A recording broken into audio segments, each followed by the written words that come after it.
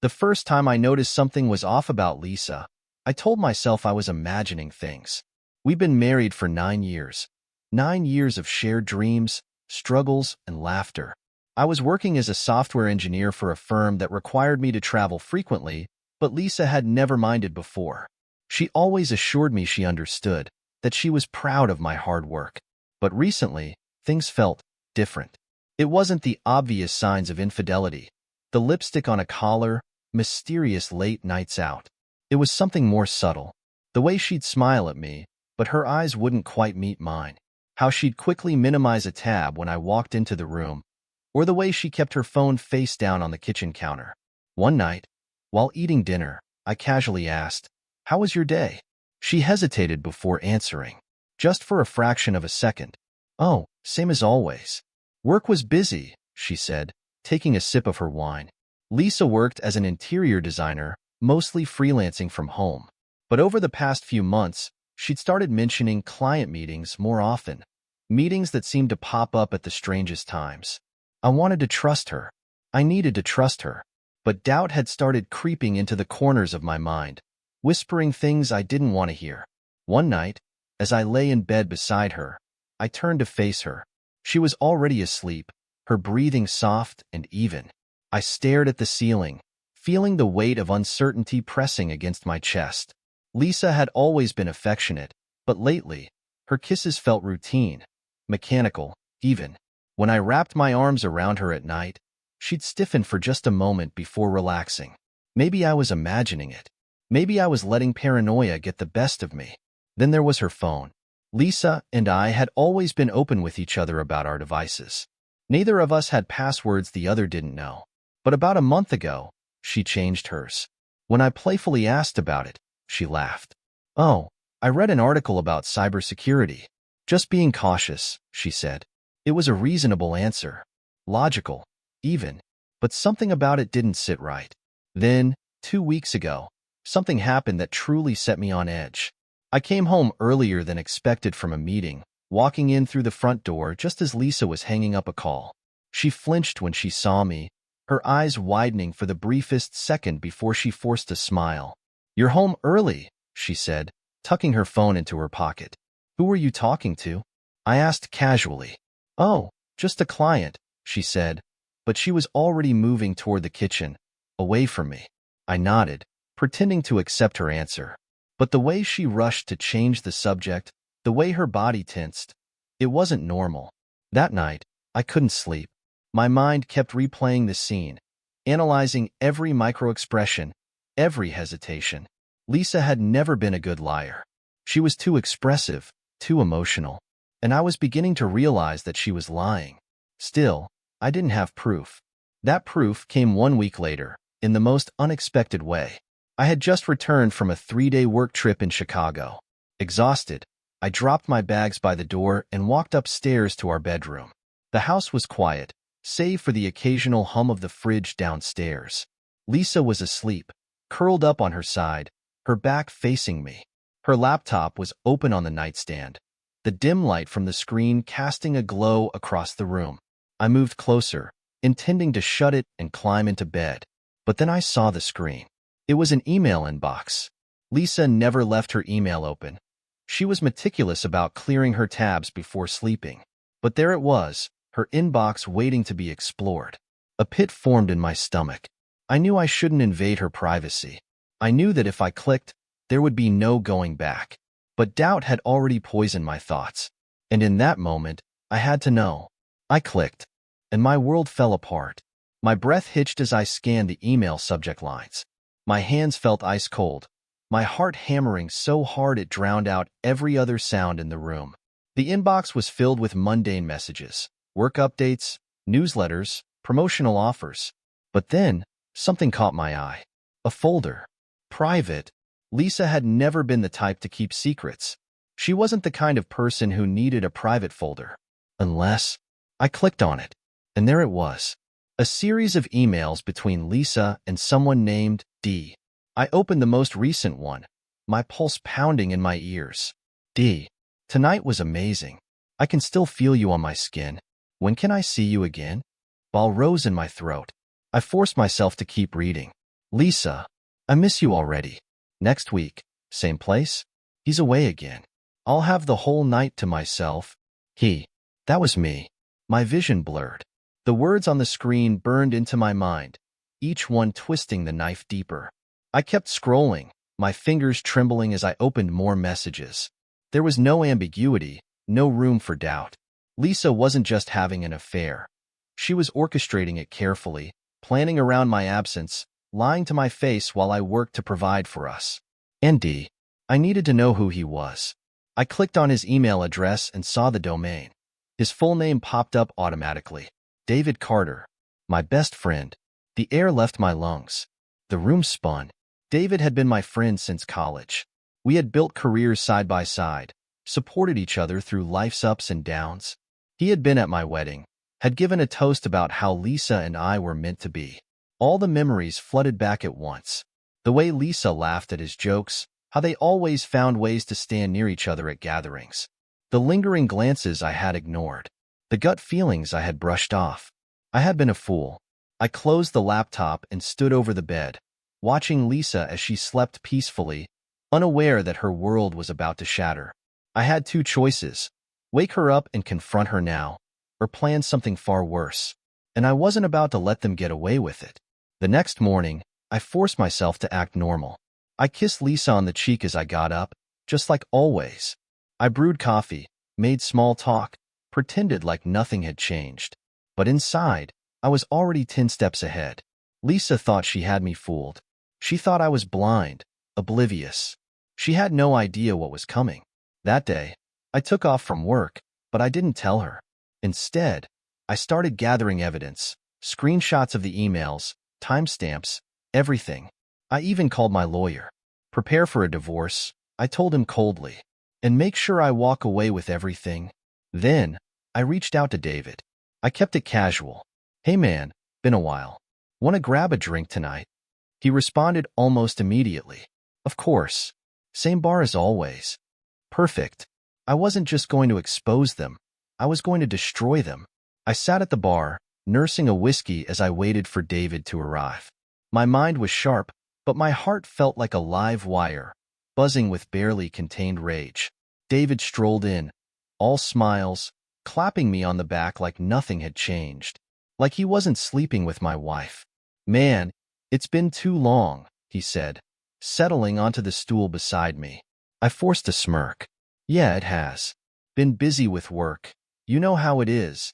He nodded, sipping his beer. Lisa holding down the fort, okay? I gritted my teeth. The audacity. Oh, yeah. She's been keeping herself busy. I studied him carefully. The man I had once called my brother. He looked the same, but now all I saw was betrayal. So, I continued, swirling the amber liquid in my glass. You seeing anyone these days? David hesitated, just for a second, but it was enough. Nah, not really, he said. Work's been hectic. I chuckled. Oh, that's surprising. Thought for sure you'd have someone. He gave me a curious look. Why's that? I leaned forward slightly, my voice lowering. Because I know David. The color drained from his face. I know about the emails. About the hotel. About Lisa. His mouth opened, but no words came out. He glanced around the bar, suddenly tense, as if searching for an escape. I leaned back, taking a slow sip of my drink. Relax, buddy. I'm not gonna make a scene. David swallowed hard. Listen, man, Save it. I cut in, my voice icy. I just wanted to see the look on your face when you realized you lost everything. I pulled out my phone, tapped the screen, and slid it across the bar toward him. A document was open. An official lawsuit for alienation of affection. I'm suing you, I said calmly. And I have all the evidence I need. David's eyes widened. You can't be serious. Oh, I'm dead serious, I said. And since you like taking what's mine, let me make one thing clear. You won't just lose me as a friend. You'll lose your job too. His face twisted in shock. Remember how I introduced you to the firm? Yeah, well, I had a little chat with HR this morning.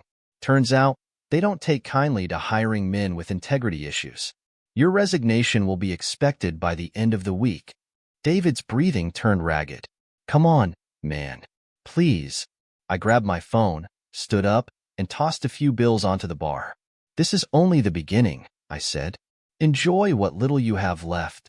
Then I walked away, leaving him stunned and defeated. But the real show? That was still to come, because Lisa had no idea what was waiting for her. The next few days passed in a blur of controlled chaos. I went through the motions of everyday life, work, meetings, calls, while inside, a storm raged. I'd played my cards, but I knew this wasn't the end. It was just the beginning. David's shock was nothing compared to Lisa's. She had no idea what I'd uncovered. At least, not yet. When I got home that evening, she was already in the kitchen, making dinner like everything was normal. She smiled at me, but it didn't reach her eyes. It never did anymore. "You're home early," she said, glancing over her shoulder. I gave her a tight smile. "Yeah, I'm not feeling great. I might go to bed early." Lisa didn't question me. Instead, she continued chopping vegetables, humming a tune. It was so painfully ordinary. The kind of ordinary I had once found comforting but now felt suffocating. I watched her for a moment, wondering how I had missed the signs for so long. How had I been so blind to the lies? "Did you talk to David today?" she asked casually, not looking up. I froze. Her voice sounded too nonchalant, too practiced. I had to fight the urge to lash out right then and there. But I couldn't. Not yet. Not when I was this close to the truth. "Yeah, we had a drink," I said. "He's doing fine." Lisa didn't respond, but I saw her shoulders stiffen. I turned away, pretending to go up the stairs to my office. But instead, I made my way to the bedroom and grabbed my phone. I needed to double-check everything. All the screenshots, all the evidence I had collected. Then, I did something I hadn't planned on. I dialed David's number. He answered almost immediately, his voice hesitant. "What's going on, man?" I didn't waste time. "I'm coming over," I said coldly. "You and Lisa need to explain something to me." David was quiet for a long moment. Then he sighed. "I didn't want it to go like this. You know that, right?" I clenched my jaw. "I don't want to hear your excuses. Just be ready." I hung up and walked back downstairs, my heart pounding. Lisa turned to look at me, eyebrows furrowed. "Where are you going?" I met her gaze, my expression unreadable. "I'm going to fix this," I said. When I arrived at David's apartment, my hands were shaking with a mix of anger and anticipation. I knew the confrontation would be hard, but I was ready. I had been planning this for days, and now it was time to face the consequences. David answered the door, looking disheveled, a look of guilt painted across his face. "I'm here for the truth," I said, stepping inside. Lisa was sitting on the couch, her eyes wide when she saw me. She knew what was coming. "Don't," she started, but I held up a hand. "No more lies, Lisa." I turned to David. "You and I both know what's been going on." David opened his mouth, but Lisa stood up, her face pale. "Please, we were going to tell you." I shook my head. "You were never going to tell me. I was always going to be the last to know." Lisa's eyes welled up with tears. "I'm sorry. I didn't mean for it to go this far." I didn't care about her tears. They were nothing but a last-ditch attempt to save face. The truth was, she had chosen David over me, over everything we had built. "Sorry," I repeated, voice dripping with sarcasm. "That's your excuse? Sorry? You didn't just hurt me, Lisa. You destroyed everything." I turned back to David. "And you, man. I thought we were family. You've always been there for me. But this? This is unforgivable." David's voice faltered. "I never wanted to hurt you. I never meant for things to go this far, but it happened. I'm sorry." I didn't respond. What could I say? The words felt hollow now. Lisa wiped her tears and took a step toward me. "Can we fix this?" "Maybe we can." "No," I said, my voice firm. "There's no fixing this. You've made your choice and I've made mine." I walked to the door, stopping to look at them one last time. "I hope it was worth it," I said, before stepping outside, leaving them both behind. Back home, I locked myself in my office. I needed to think. Lisa came in shortly after, standing in the doorway. "Please, talk to me. I know you're angry, but we can work through this. We can fix it, I swear." I stood up and faced her, my expression cold and distant.